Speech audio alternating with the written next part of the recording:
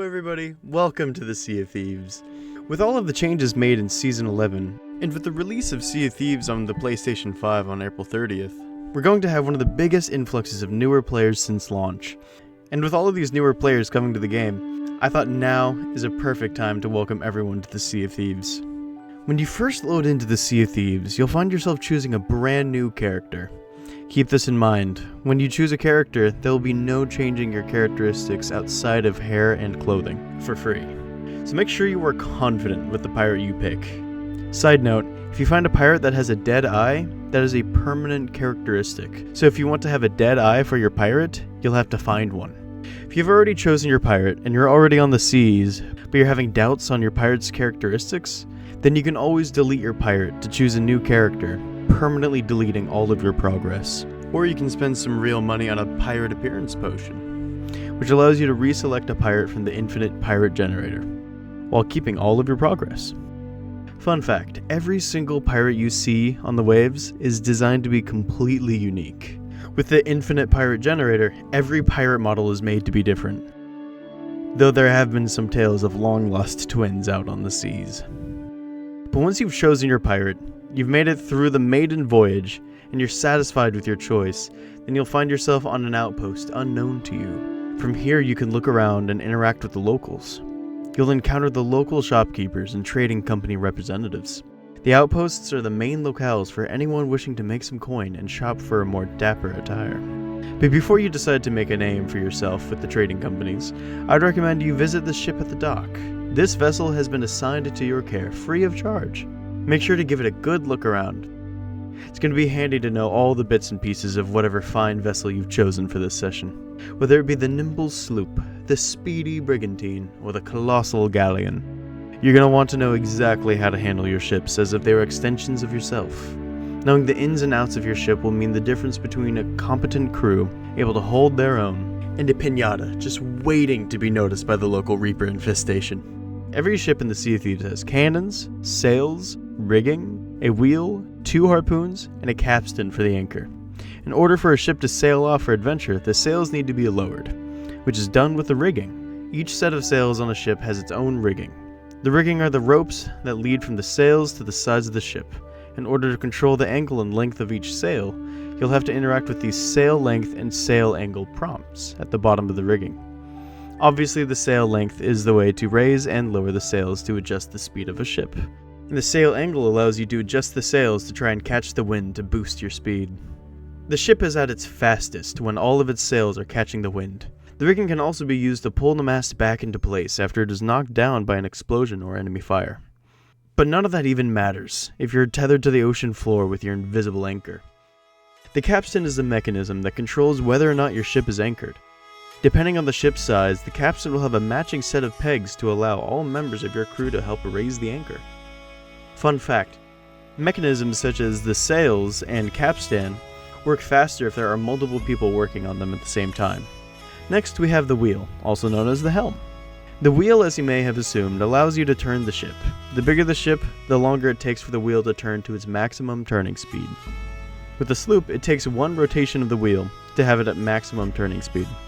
With the Brigantine, it is 1.5 wheel rotations. With the Galleon, it is 2 full rotations of the wheel. When you're rotating the wheel, you'll hear a thunking sound when you've hit the center rotation for the wheel, meaning the ship is headed straight. Along with the audio cue, there will always be some visual distinction to differentiate the center of the wheel and the other pegs. There's also an accessibility feature in the settings to allow you to hear every quarter rotation of the wheel, for anyone who might benefit from additional cues.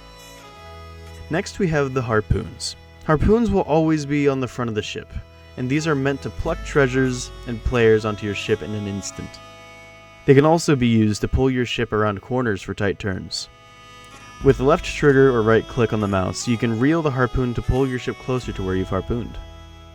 If you are satisfied with the distance of your ship to the location at which you've harpooned, you can hold Y on controller or R on the keyboard to lock the line in place, keeping your ship from moving further away from where you've harpooned. Finally, we have the cannons. The amount of cannons you have depends on the type of ship, with the Sloop having 2, Brigantine having 4, and the Galleon having a whopping 8. The cannons are your main line of defense and offense against those seeking to rob you or those seeking to selfishly hold on to their treasure. With cannons, we have a selection of ordnance we can fire at our foes, starting things off with the basic cannonballs. The classic cannonballs are balls of lead ranging from 8 to 10 pounds of pure malice. You can hold a maximum of 10 cannonballs at a time, having you reload between each volley. Firing cannonballs at the enemy ship will cause medium damage that will need to be repaired by their crew. Simple as that. Then we have the special ordnance, such as chain shots, blunder bombs, fire bombs, and curse balls. Chain shots are split cannonballs connected by a chain, making them drop faster than a cannonball. They are meant to be used to take down the enemy masts, but they can also be used to significantly damage enemy capstans and wheels. Blunder bombs can be fired out of cannons to knock enemy ships out of rotation, and fire bombs are meant to spread fire to cause disruption and chaos aboard enemy vessels. Cursed cannonballs are magically attuned to set specific debuffs on the enemy crew or ship in order to give yourself an advantage. I will give you much more detail on ship combat for an entire video further along in this series. Continuing the topic of resources though, the resources of the Sea of Thieves consists of 3 types: ammunition for the cannons of ships, the wood needed to repair the ship, and the food to heal your pirate's health. Each of these supplies can be stored in barrels within your vessel. Cannon ammunition can be stored in the 2 to 3 red cannonball barrels. They will have white cannonball icons on the front. Wood can be stored in the singular brown wood barrel. They will have white plank icons on the front. And food can be stored in the 2 yellow food barrels.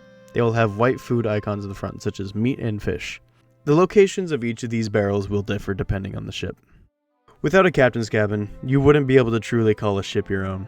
So thankfully each ship has its own little captain's cabin, fit with your very own quest/captain's table. Speaking of tables, it would be smart to remember your map table. The map allows you to have a good look at the entirety of the Sea of Thieves from an adjustable aerial view, capable of showing your ship's current location and marking up to 10 points of interest. Before we leave the topic of essentials on the ships, I have to mention the water barrel.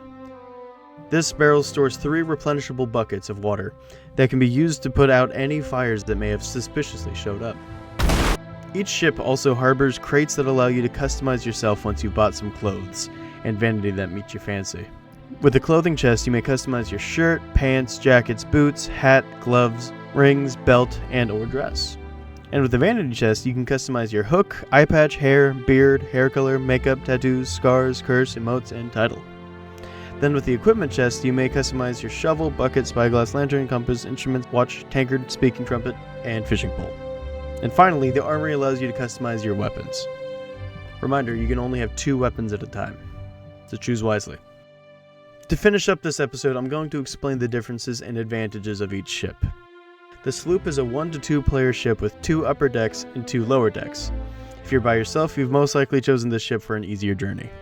The Sloop is a nimble ship with minimal firepower, only having 2 cannons, 1 on each side of the ship. This ship also only has 1 sail, meaning its terms of speed are also quite minimal. However, that allows it to have incredible maneuverability. Another fun fact: when you're going completely against the wind, you want to angle your sail forward to increase your speed. And trust me, we all know how little that makes sense, but it just works. The Sloop is the lightest ship, which means it's the fastest against wind, while also being the slowest ship to sink.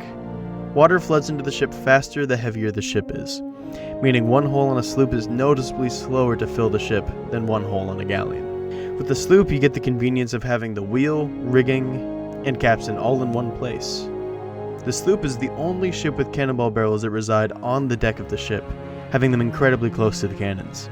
The only mast of this ship is placed right between the 2 cannons, making the mast and the cannoneer in the same target zone. The Sloop's mast is also the only mast that takes 2 chain shots to knock down, while the other ships only need 1 chain shot per mast. The map table is placed within the same area as the captain's table, in the back of the ship, allowing the voting and charting of quests to happen in the same area. And with where the map is placed on the Sloop, you are able to look over the railing behind the capstan and see the map from the Helm zone. Every ship has an additional viewpoint of the map from above. On to the Brigantine. The Brigantine has a max of 3 players, and is known as a chaser ship, with 1 upper deck and 1 lower deck, spanning the lengths of the ship. The Brigantine is the fastest ship in every single wind scenario, except for directly against wind and directly with wind. The Brigantine has 4 cannons, 2 on each side, allowing for 2 cannoneers and a person at the helm all at once. The Brigantine has 2 masts with 3 sails in total. Since the Brigantine is more of a narrow ship, and with only weighing a little bit more than the sloop, and having triple the sails, the Brigantine is capable of great speeds, and is perfect for any aggressive or flighty sailors. With the Brigantine being the middle ground between Sloop and Galleon, it keeps its uniqueness with its great speeds and comfortable handling requirements. With the Sloop being the lowest maintenance required to sail, and the Brigantine being a bit tougher to maintain, the Galleon is by far the most difficult ship to sail on the Sea of Thieves. But with great difficulty, it makes up for it with incredible fire and manpower. With a whopping 8 cannons total, with 4 cannons on each side, the entire crew of 4 can work together to reduce the enemy vessel into smithereens. And with this being a team game, the more players in your crew, the more can be done with quests and world events becoming much faster, as long as everyone still works together. The Galleon has 2 upper decks and 2 lower decks. Like the Sloop, however, the lower decks span the entire length of the Galleon. With 8 cannons, 3 masts, with 7 sails total, a capstan, and wheel, the Galleon has a lot of moving parts. It's going to take the entire crew to work together if they want to be the colossal threat on the Sea of Thieves. Even if you seek to be a peaceful Galleon, the Galleon is a big target. With how fast the water pours into the ship, and all of the potential holes a Galleon can receive, an incompetent Galleon could result in a multitude of sinks. So it's important to work together and decide what everyone's jobs are. The Galleon is the most important ship to set roles for the crew. In the Sea of Thieves community, there are 4 roles the crew can take up, which alter when on smaller ships: Helm, Bilge, Flex, and Cannoneer. The Helm player on the Galleon mostly stays at the helm, since it takes a lot of effort to sail this behemoth, and they are usually the ones to bark orders. The Bilge, or the Bilge Rat, is the crew member that is designated to repair duties whenever the ship starts taking multiple hits. The Flex is the crew member that helps the Bilge whenever the water is getting too high, and is usually the first to help with the sails. Then there's the Cannoneer. In moments of battle, the Cannoneer usually never leaves the cannons, for they should always be keeping up that pressure on the enemy. Now, I know that a lot of experienced players are going to feel that I'm leaving out a lot of complexities of ship combat, and how the roles react to specific encounters, but I will make a much more in-depth explanation of PvP as a whole in a future video. But for now, I felt that explaining the roles in this way would help players have a basic understanding on how to survive on a Galleon a little longer. But that is all the time I have for this video, explaining the basics of choosing your character and the basics of having a ship. There is so much more I have to tell you all, and there's so much more to explain for this game. And I promise I'm going to get through all of it. I have a lot of hope for this series, especially since we're going to be seeing a lot of new players soon. And I cannot wait for all of you to experience the Sea of Thieves for the first time. And I can't wait to hear of all of your adventures out there. So please make sure to leave a like and subscribe so you can be notified for when I upload the next part of my Welcome to the Sea of Thieves series. Thank you all for watching, and I'll see you all next time. Have a good one.